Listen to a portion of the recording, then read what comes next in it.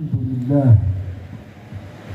نحمده ونستعينه ونستغفره ونعوذ بالله من شرور أنفسنا ومن سيئات أعمالنا من يهده الله فلا مضل له ومن يضلل فلا هادي له أشهد أن لا إله إلا الله وحده لا شريك له وأشهد أن سيدنا وحبيبنا وعظيمنا وقرة أعيننا ونور قلوبنا محمدا عبده ورسوله اللهم فصل وسلم وبارك وكرم وعظم ومجد وتكرم وتحنن على سيدنا محمد وعلى آله وصحبه أجمعين. سبحانك لا علم لنا إلا ما علمتنا إنك أنت العليم الحكيم.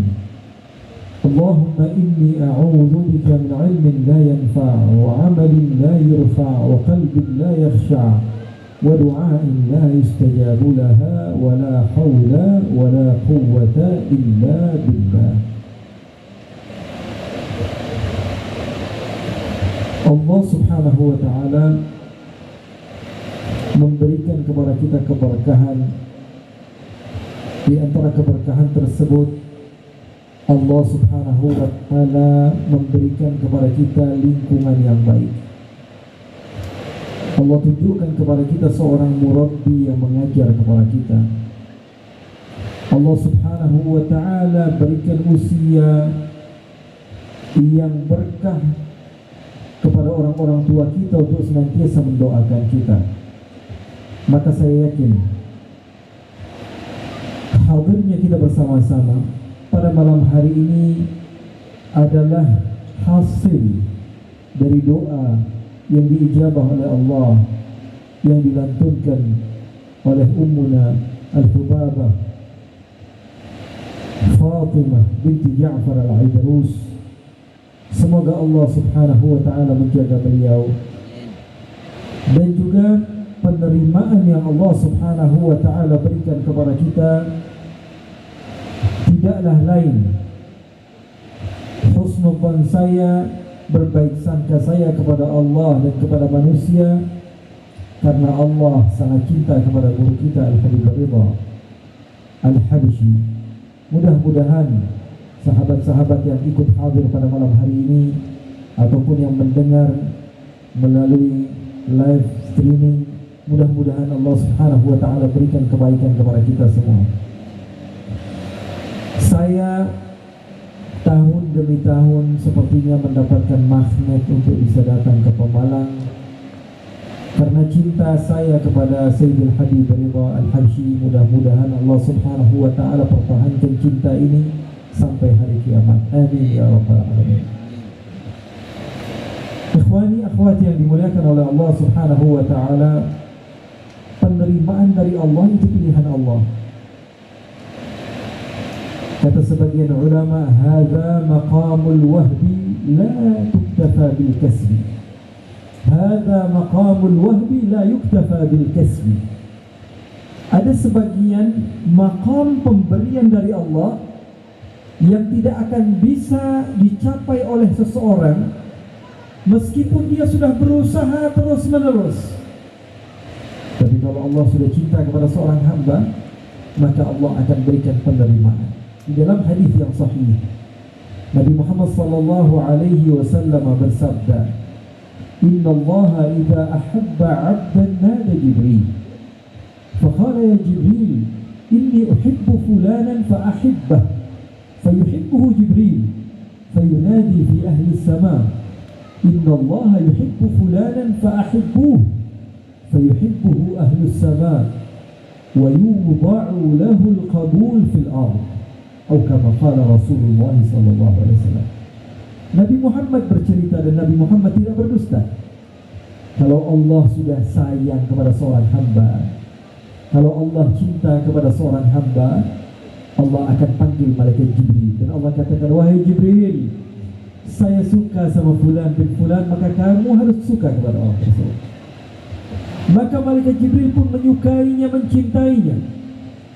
Setelah itu malaikat Jibril diperintahkan untuk berteriak kepada orang-orang yang ada di langit, penduduk langit, wahai penduduk langit, Allah cinta kepada fulan bin fulan, maka kalian harus cinta kepadanya. Maka penduduk langit semua cinta kepada orang tersebut. Lalu Allah berikan kelebihan di muka bumi, kata Nabi Muhammad, maka Allah letakkan penerimaan di muka bumi bagi orang tersebut. Dimanapun dia berada, dia akan diterima. Dimanapun dia berada, dia akan dicintai. Ala sabilil umum, secara keseluruhan. Namun kalau ada orang benci, ya semua manusia benci. Bahkan manusia yang paling Allah cintai, Nabi Muhammad, ada yang benci begitu.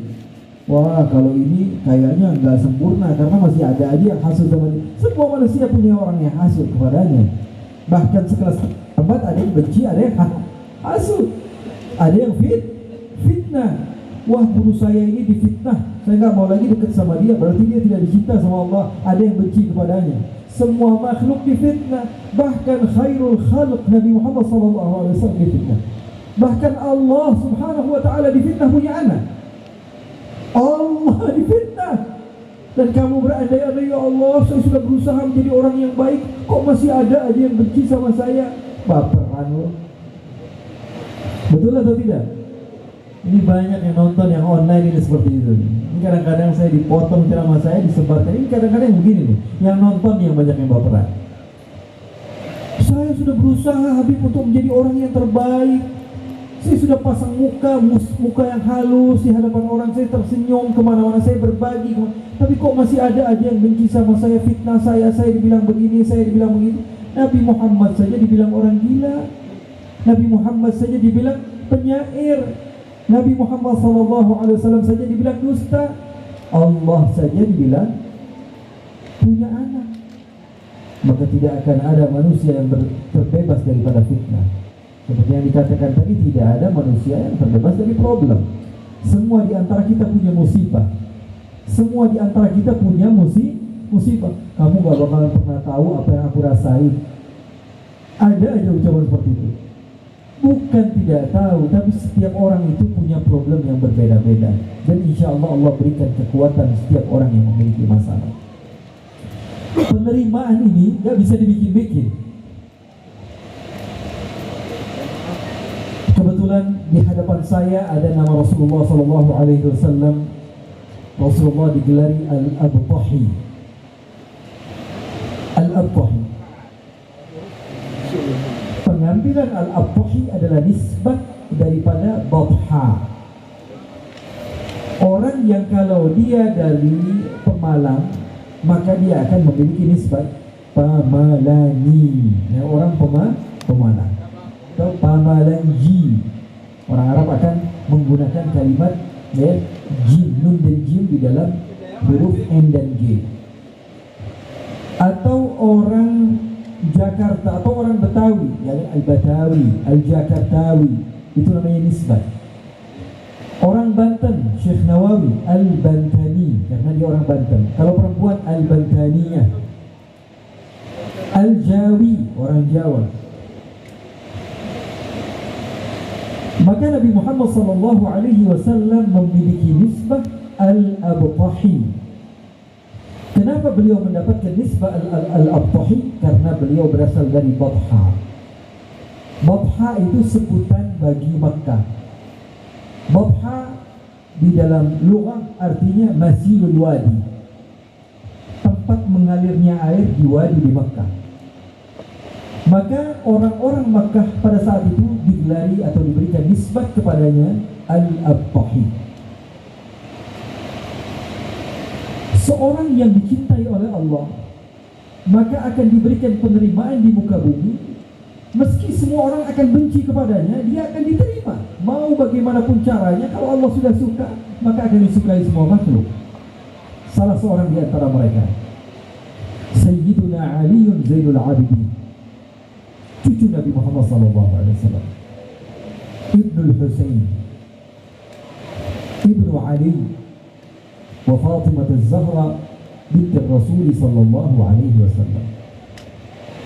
Satu waktu seorang pemimpin negara yang besar namanya Hisham bin Abdul Malik. Beliau tawaf. Setelah tawaf ingin mencium Hajar Aswad, maka beliau dapatkan kesusahan ketika untuk mendekat Hajar Aswad. Walaupun sudah bersama beliau beberapa orang yang menjaga untuk mengamankan beliau, karena beliau seorang khalifah, tapi tetap yang namanya di hadapan Allah tidak ada perbedaan. Manusia tetap, kamu mau siapa, yang namanya ini hadapan Allah nggak ada bedanya. Baju sama, semuanya kita pakai ihram, tidak ada beda satu sama lain. Maka setelah beliau dengan susah payah mencium Hajar Aswad, beliau duduk. Setelah beberapa lama beliau duduk menikmati pemandangan Ka'bah. Semoga Allah memberikan kepada mata kita untuk bisa memandang Ka'bahnya Allah Subhanahu wa ta'ala. Setelah beliau duduk bersama pengikut-pengikutnya, tiba-tiba jalanan menuju Hajar Aswad terbuka. Jalanan menuju Hajar Aswad terbuka. Kemudian ada orang yang penuh dengan cahaya memasuki tempat tersebut. Artinya tidak perlu ada pengamanan, tapi semua orang buka jalan kepada orang ini. Kemudian beliau pun mendekat kepada Hajar Aswad, kemudian mencium. Hisham bin Abdul Malik tersinggung beliau. Saya khalifah, kok orang tetap perebut? Tapi ini kenapa ada orang yang penuh dengan cahaya wajahnya? Ketika mendekat kepada Hajar Aswad, terbuka jalan begitu saja baginya. Dia tahu siapa orang tersebut. Tapi dia bertanya, mana ada? Siapa orang ini? Pertanyaan ingkar. Pertanyaan, kok bisa dia begitu kalau bahasa kita? Bukan bertanya, siapa ini? Karena dia tahu. Maksudnya, siapa ini orang? Kok bisa begitu? Maka salah satu di antara penyairnya mengatakan, Hada alladhi ta'riful batha'u wab'atahu. Yang kamu tanya ini, Mekah, sekeliling Mekah kenal sama dia. Kok kamu tanya siapa dia? Hada alladhi ta'riful batha'u wab'atahu wal baitu ya'rifuhu wal hillu wal haram. Ka'bah kenal sama dia, tanah yang halal kenal sama dia, tanah haram kenal kepada dia. Hada alladhi ta'riful batha'u wab'atahu wal baitu ya'rifuhu wal hillu wal haram. Hada ibnu khairi ibadillahi kullihim. Hada at-taqiyyu an-naqiyyu at-tahirul 'alam. Ini adalah putranya Rasulullah SAW, Ali Zainul Abidin ibn al-Husain ibn Fatimah az-Zahra binti Rasulullah sallallahu alaihi wasallam. Hada ibnu khairi ibadillahi kullihim. Beliau ini adalah cucunya Nabi Muhammad. Hada at-taqiyyu an-naqiyyu at-tahirul 'alam. Beliau adalah orang yang suci, orang yang bersih, orang yang bertakwa kepada Allah. Beliau adalah kiblat, bendera bagi setiap orang. Kemudian disebutkan kemuliaan demi kemuliaan, dan kemudian disebutkan di antara ciri-ciri beliau, ma qala la illa fi tashahhudihi laula at-tashahhud kanat la'uhu na'am. Ali Zainul Abidin tidak pernah mengucapkan enggak. Sama sekali tidak pernah mengatakan tidak. Kalau ada orang yang meminta kepada dia, baik. Kalau ada orang yang perlu kepada dia, saya akan berikan. Ma qala la, tidak pernah mengucapkan tidak, tapi semuanya na'am. Iya. Kecuali sekali ketika dia bertasyahud, asyhadu an la ilaha illallah. Tidak pernah mengucap la, kecuali ketika dia mengatakan asyhadu an la ilaha illallah. Laula tasyahud kanat la'uhu na'am. Andai saja tidak ada tasyahud ketika itu, maka tentu lamnya akan berubah na'am juga. Min ma'syarin hubbuhum dinun. Kata Abu Firas, kata Farazdak, dia mengatakan orang yang cinta sama orang seperti ini, itu adalah hakikat agama. Dan benci kepadanya, wa buduhum kufrun, benci kepada mereka adalah kekufuran. Wa qurbuhum manja wa mu'tasim, dan mendekat kepada mereka adalah cara kita berlindung kepada Allah. Jadi kita nggak bisa memaksakan diri. Wah, ini orang kayak ini saya nggak suka. Nggak bisa. Kalau Allah sudah suka kepada seorang hamba, maka Allah akan berikan penerimaan. Walaupun semua makhluk berharap untuk kehancuran orang tersebut, maka ketika Allah sudah mencinta, maka tidak akan pernah ada yang mampu untuk bisa menghancurkannya. Nabi Muhammad SAW contoh yang terbaik. Berapa kali Nabi Muhammad SAW ingin dihancurkan, tapi tidak bisa. Bahkan semua orang berharap untuk bisa dekat kepada Rasulullah SAW. Semua orang. Dan bahkan ikhwan, sahabat yang terlambat masuk Islam, mereka merasakan sedih karena tidak mendapatkan kemuliaan yang didapati oleh orang-orang sebelumnya. Maka dari situ, ya, saya pesan, saya akan ceritakan satu kisah yang mungkin belum saya ceritakan di mana-mana, tentang seorang sahabat Rasulullah SAW. Sahabat Rasulullah banyak, tapi terbaik di antara mereka adalah as-sabiqun al-awwalun, yang pertama kali masuk Islam. Rasulullah tidak pernah melupakan orang yang tidak melupakan Rasulullah. Ketika orang berkata yang tidak baik tentang Sayyidina Abu Bakar, kata Rasulullah, tutup semua pintu kalian, kecuali pintu Abu Bakar tidak akan pernah tertutup. Ketika Sayyidatuna Aisyah mengatakan, ya Rasulullah, kok Khadijah terus, kan Allah sudah ganti dengan anak muda seperti saya ini ya Rasulullah. Kata Rasulullah, tidak, Khadijah tidak akan pernah bisa tergantikan. Kenapa? Karena dekat kepada Nabi ketika Nabi susah, beriman kepada Nabi di saat semua orang benci. Kalau ikut-ikutan ketika seseorang sudah sukses, ya gampang. Tapi berjuang dari semenjak awal, itu yang menjadi suatu kehormatan yang hebat. Makanya Rasulullah SAW tidak pernah lupa. Bahkan ketika Sayyidatuna Aisyah mengatakan, laqad abdalakallahu bi ahsana minha. Allah sudah ganti dengan yang lebih cantik ya Rasulullah. Tidak, ya Rasulullah, tidak mungkin. Beliau beriman kepadaku di saat orang mendustakanku. Beliau membantuku di saat aku dibenci oleh semua orang. Beliau memuliakanku, menaikkanku di saat semua orang menurunkanku. Beliau membantuku di saat semua orang menghinakanku. Terus menerus menguatkan suaminya Rasulullah SAW. Maka ikhwani, ada satu kisah Sayyidina Al-Abbas, pamannya Nabi. Mungkin tahun lalu saya ceritakan dengan Sayyidina Al-Abbas, paman Nabi yang sangat dicintai oleh Nabi. Beliau masuk Islam terlambat. Ada yang mengatakan ketika Fathu Makkah, ada yang mengatakan beliau dari semenjak awal sudah masuk Islam, tapi menutup-nutupi keislamannya. Supaya apa? Supaya Nabi Muhammad SAW memiliki mata di kota Makkah. Kabar-kabar kota Makkah Rasulullah SAW sampai kepadanya melalui pamannya Al-Abbas bin Abdul Muttalib. Sayyidina Al-Abbas memiliki satu sahabat. Ketika tahun ke-8 beliau masuk Islam, datang kepada Nabi, ya Rasulullah, doakan saya supaya istiqamah. Saya bersaksi bahwa tiada Tuhan selain Allah dan kau adalah utusan Allah. Nabi Muhammad SAW baiat dia, kemudian dia pun bersaksi bahwa tiada Tuhan selain Allah. Setelah bersaksi, ikhwani, apa yang terjadi? Beliau menangis. Kata Nabi Muhammad, jangan takut wahai saudaraku, Allah sudah mengampuni dosa-dosamu yang lalu. Al-Islamu yajubbu ma qablahu. Apa yang kau lakukan di masa lalu sudah dihapus oleh agama Islam. Dari dosa-dosa semuanya, tenang aja, bebas. Sekarang nol, gak ada dosa. Yang terpenting kamu melakukan kebaikan. Maka beliau katakan apa? Ya Rasulullah, yang membuat aku menangis ini aku menyesal. Menyesal apa? Menyesal karena terlambat masuk Islam. Aku mau cerita yang so. Ceritanya apa? Dulu aku datang ke rumah Al-Abbas, pamannya Nabi. Kemudian kami ini partner bisnis. Saya dan Al-Abbas ini partner bisnis, bareng-bareng bisnis.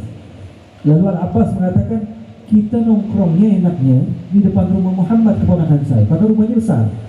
Rumah Sayyidah Khadijah itu besar. Bahkan beliau memiliki lapangan di depan rumah Sayyidah Aisyah. Di situ berkumpul orang-orang yang mengantri untuk bekerja kepada Sayyidah Khadijah. Kita duduk di sana aja. Akhirnya duduklah Sayyidina Abbas dengan partnernya. Kemudian saya duduk dengan Abbas, wahai Rasulullah. Ketika saya duduk, saya dipersilakan masuk. Saya melihat ada engkau lewat ya Rasulullah. Kemudian saya tanya kepada Abbas, siapa ini? Penuh dengan cahaya sekali anak muda ini. Usiamu ketika itu masih 40 tahun ya Rasulullah. Muda sekali anak muda ini, kemudian cahayanya begitu hebat, mengalahkan semua orang. Apa kata Abbas? ini keponakan saya Muhammad. Lalu setelah itu lewat lagi di belakangnya seorang perempuan, indah sekali. Lalu saya bertanya kepada Al-Abbas, siapa ini? Istrinya Khadijah binti Khuwailid. Lalu setelah itu ada anak kecil berjalan di belakangnya. Saya tanya, wahai Abbas, ini siapa? Keponakan saya Ali bin Abi Thalib, anaknya Muhammad, anak angkatnya Muhammad. Maka setelah itu apa yang dilakukan oleh Nabi Muhammad SAW? Antum tahu itu sholat pertama Nabi Muhammad. Kemudian setelah itu Siti Khadijah berada di belakang Nabi Muhammad. Kemudian di samping Rasulullah ada Sayyidina Ali bin Abi Thalib. Maka penasaran orang ini bertanya kepada Al-Abbas, wahai Abbas, kok beda dengan cara orang-orang Mekah secara umumnya? Kata Al-Abbas, ya Muhammad merasa bahwa dirinya mendapatkan wahyu dari Allah, ajaran serupa seperti ajaran Ibrahim, kakek moyang kita. Maka bertanya, lalu Al-Abbas mengatakan, wahai saudaraku, apakah kamu mau saya kenalkan kepada Muhammad? Maka apa yang saya katakan kepada Al-Abbas waktu itu, ya Rasulullah, nanti sajalah, kita ngurusin urusan bisnis kita dulu. Kita selesaikan, nanti kapan-kapan kita obrolin masalah ini. Kemudian beliau bertambah menangis dan mengatakan, ya Rasulullah, andai saja ketika itu aku melangkah kepadamu, kemudian aku beriman kepadamu, maka tentu aku akan menjadi orang yang pertama beriman kepadamu bersama Khadijah dan Sayyidina Ali radhiyallahu anhu. Tapi memang susah berjuang bersama orang-orang yang pertama itu susah. Yang berjuang bersama guru kita sampai sekarang masih ada, itu artinya perlu kepada perjuangan yang hebat. Itulah yang dirasakan oleh para sahabat. Maka ada keutamaan as-sabiqun al-awwalun minal muhajirin wal ansar walladzina ja'u min ba'dihim, sampai keutamaan para sahabat di dalam ilmu dirayah dibagi-bagi. Ada yang as-sabiqun al-awwalun dikatakan siapa mereka, ada yang dikatakan 40 orang pertama yang masuk Islam, ada yang mengatakan orang yang ikut Nabi Muhammad SAW sebelum hijrah, ada yang mengatakan orang yang ikut kepada peperangan Badar, ada yang mengatakan, sehingga berbeda pendapat antara ulama karena mangkhabah azimah, keutamaan yang besar di sisi Allah Subhanahu wa taala. Fal fadlu lil mubtadi wa in ahsana al muqtadi. Keutamaan tentu akan tetap didapatkan oleh orang terdahulu walaupun orang yang setelahnya lebih baik. Contoh, guru mulia kita Habib Ridha, senior saya, beliau pulang ke Indonesia membuktikan bahwa Madrasah Hadramut memiliki keberhasilan. Maka anak muda seperti kita semakin semangat untuk bisa belajar ke sana. Keutamaan tetap milik orang terdahulu, orang yang lebih tua dibanding kita. Apa yang mau kita sombongkan? Wah, saya orang hebat. Siapa duluan yang sholat? Kamu atau dia? Siapa dulu yang bersaksi bahwa tiada Tuhan selain Allah? Kamu atau dia?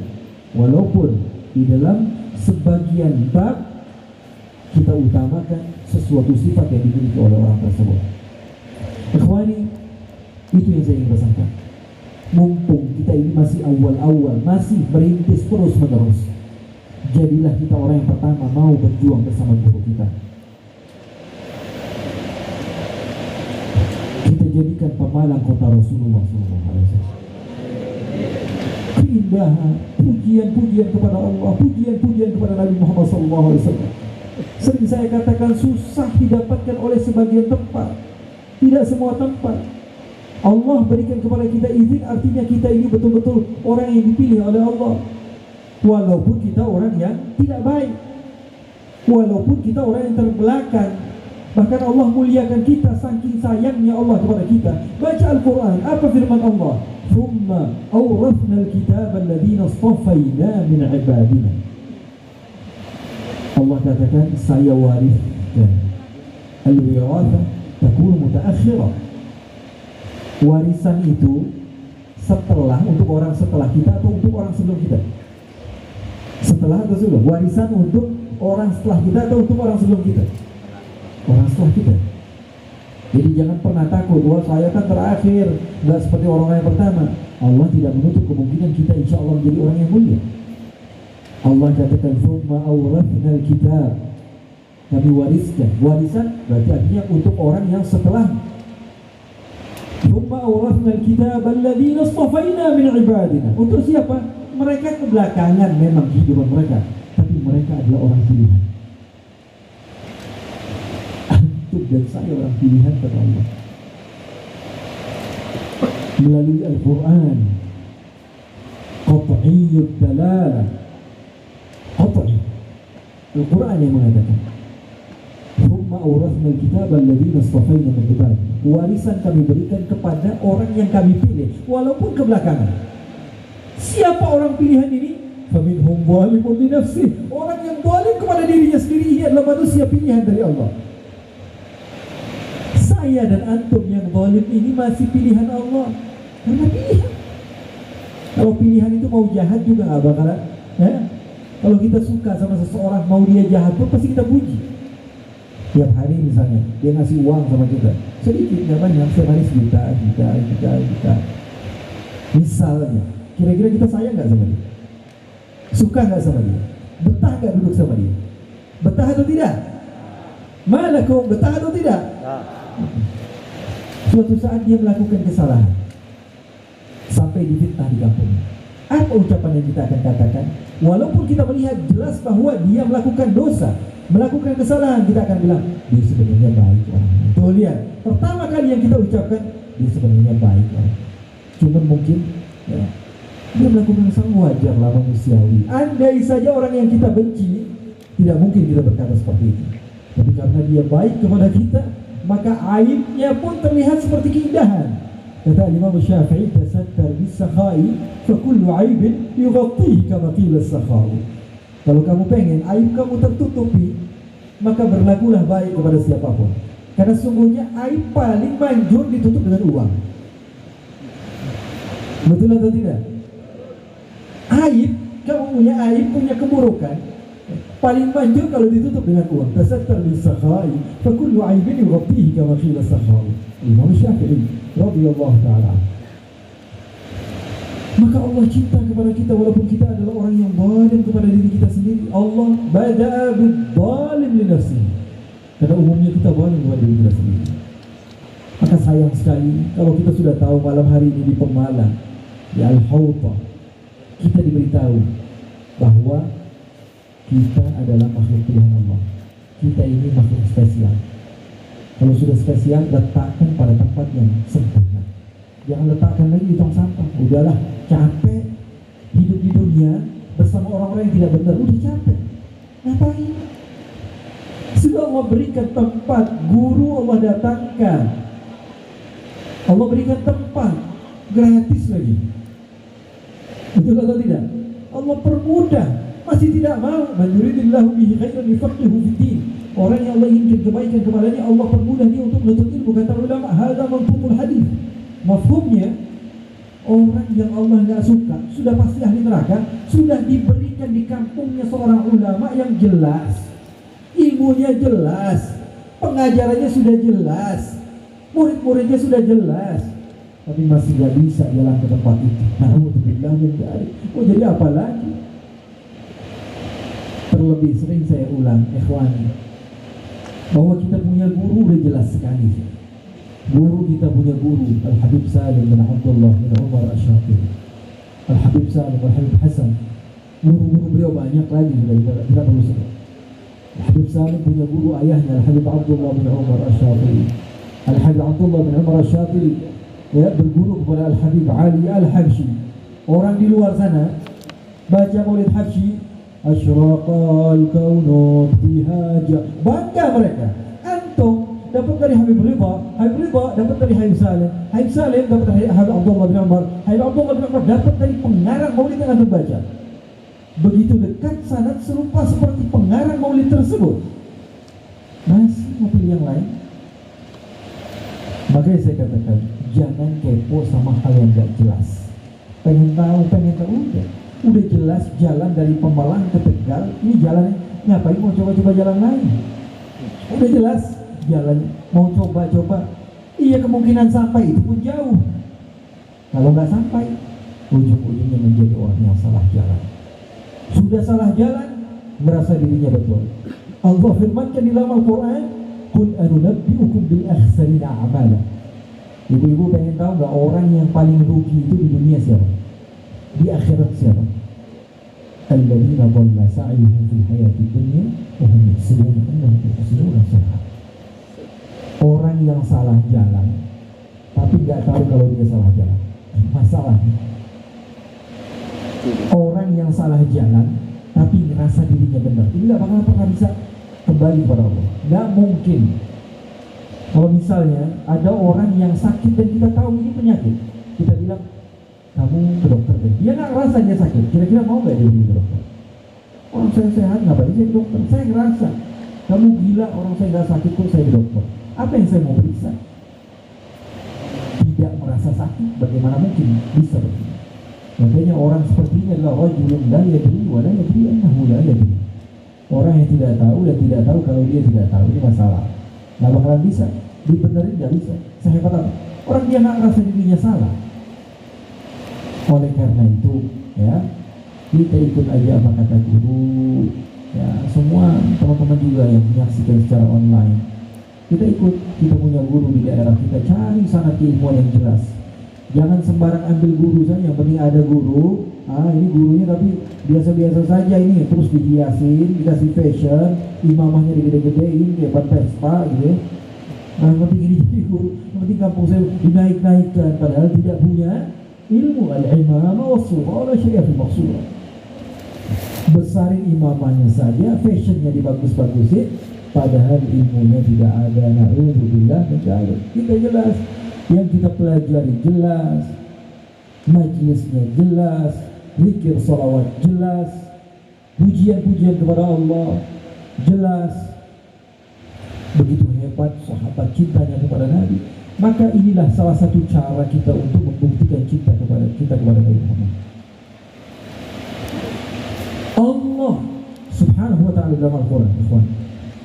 Di malam ini biasanya enggak sampai jam 12 malam ya, sampai jam 12 malam. Sampai. Kalau di Bandung ya, tanya sama supir saya kadang-kadang dari Garut jam 2 baru jalan. Jadi nyampe itu jam 3:30, masyarakat masih hadir, masih mau menunggu. Ya, ada bukti, teman-teman mendengar jejak digital. Di Bandung jam 3:30 itu masih ada orang nunggu. Kalau kita belum datang, mereka belum bubar. Dan jumlah mereka ribuan. Bukan ratusan, ribuan. Tapi kan sebagian tempat belum terbiasa. Justru kita jadinya merusak nanti. Biasanya jam 12 sudah selesai ya? Oke, masih 10 menit, 5 menit, 12:30 saya selesai. Ikhwani, akhwati yang dimuliakan oleh Allah, Nabi Muhammad dibedakan oleh Allah dalam Al-Quran. Baca Al-Quran, Allah memanggil Nabi Adam dengan ucapan Ya Adam uskun anta wa zawjukal jannah. Nabi Nuh, ya Nuh. Nabi Ibrahim, ya Ibrahim. Nabi Musa, ya Musa. Nabi Isa, ya Isa, inni mutawaffika wa rafi'uka ilaih. Tapi apakah ada di dalam salah satu ayat Al-Quran Allah memanggil Nabi dengan ucapan Ya Muhammad? Ada atau tidak? Tidak. Allah memanggil nama Nabi Muhammad dengan gelar Ya ayyuhan Nabi, Ya ayyuhan Rasul, Ya ayyuhal Muzammil, Ya ayyuhal Mudaththir. Allah tidak mau serupakan Nabi Muhammad dengan siapapun di makhluk dari makhluk Allah. Maka kita harus bedakan. Ini cara Allah menjelaskan kepada kita. Allah Subhanahu wa ta'ala tidak samakan. Sayyidina Umar bin Khattab radhiyallahu ta'ala anhu. Tahu Sayyidina Umar?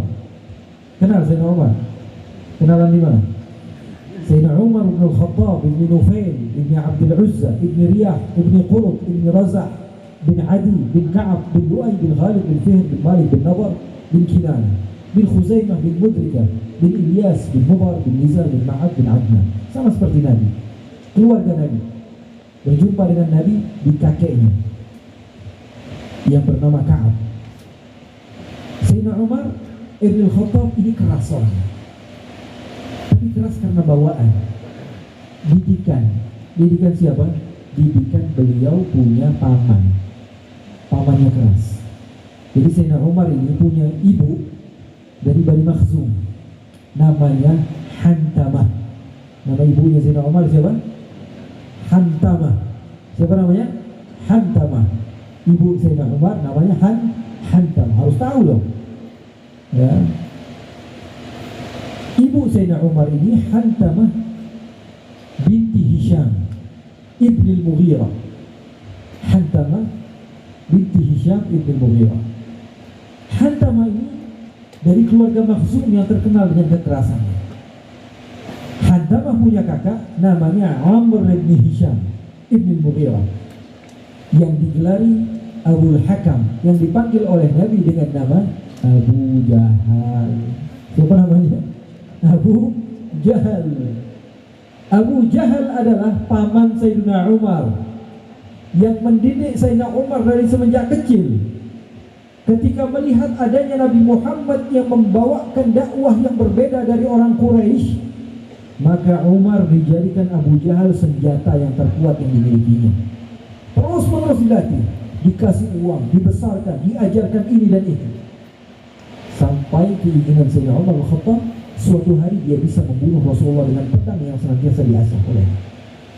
Uman yadri, hati Allah Subhanahu wa ta'ala yang punya.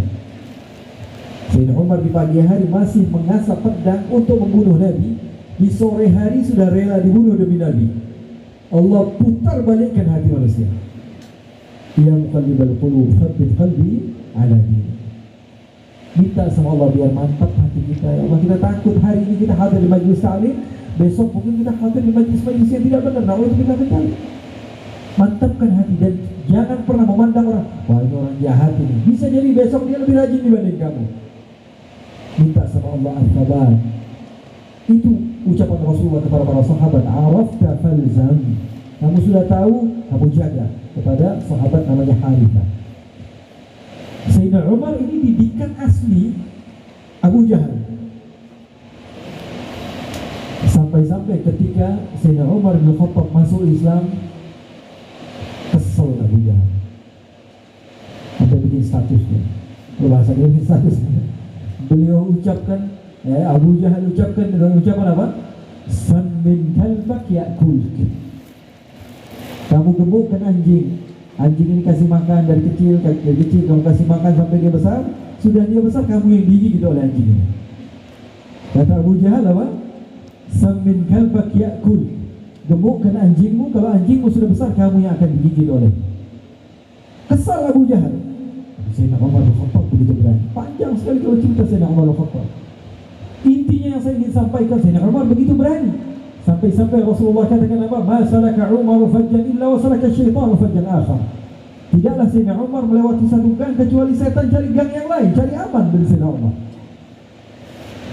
Suatu waktu beliau datang ke masjidnya Rasulullah SAW, melihat ada orang nongkrong di dekat makamnya Nabi.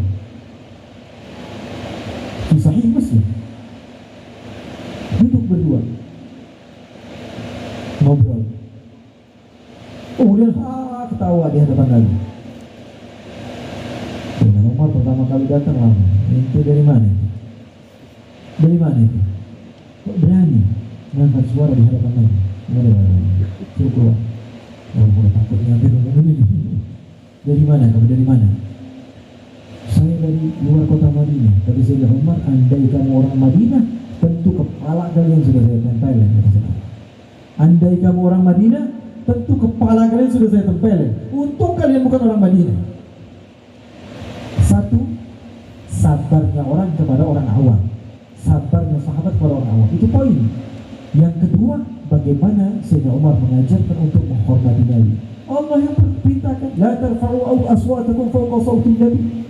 Jangan angkat suara kalian di atas suaranya Nabi.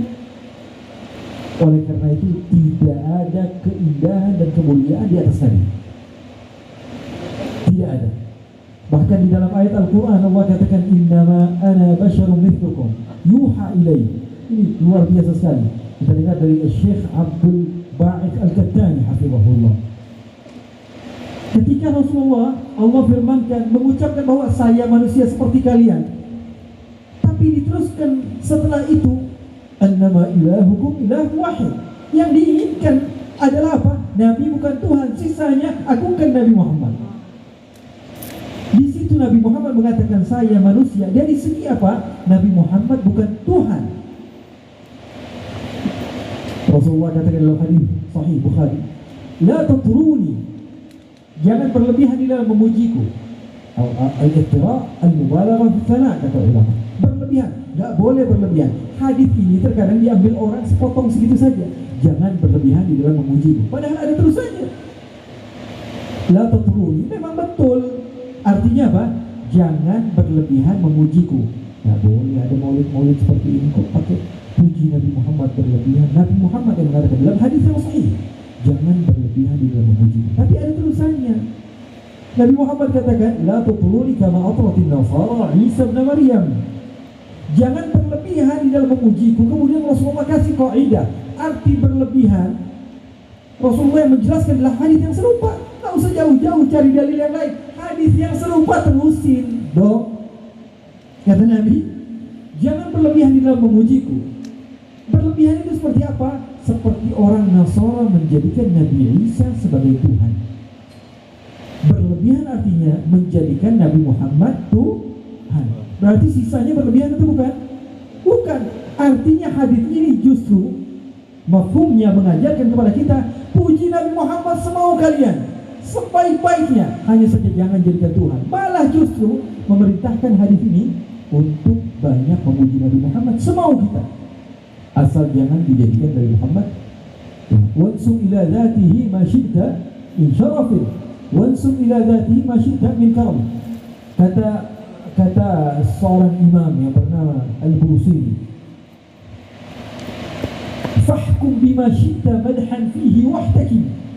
Di dalam salah satu bait syair beliau katakan, kalian mau memuji Rasulullah bima syi'ta madhan fihi, mau puji terserah kalian, mau puji bilang Muhammad paling ganteng, paling utama, paling hebat, paling ini, paling wahtaki.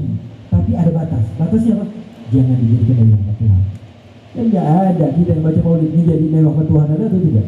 Tidak, maka tertolak secara akal, secara adat, secara nakal, sesuai Al-Quran, sesuai sunnah Nabi Muhammad Sallallahu Alaihi Wasallam. Ini jangan pernah takut. Terakhir, ya, jangan pernah takut.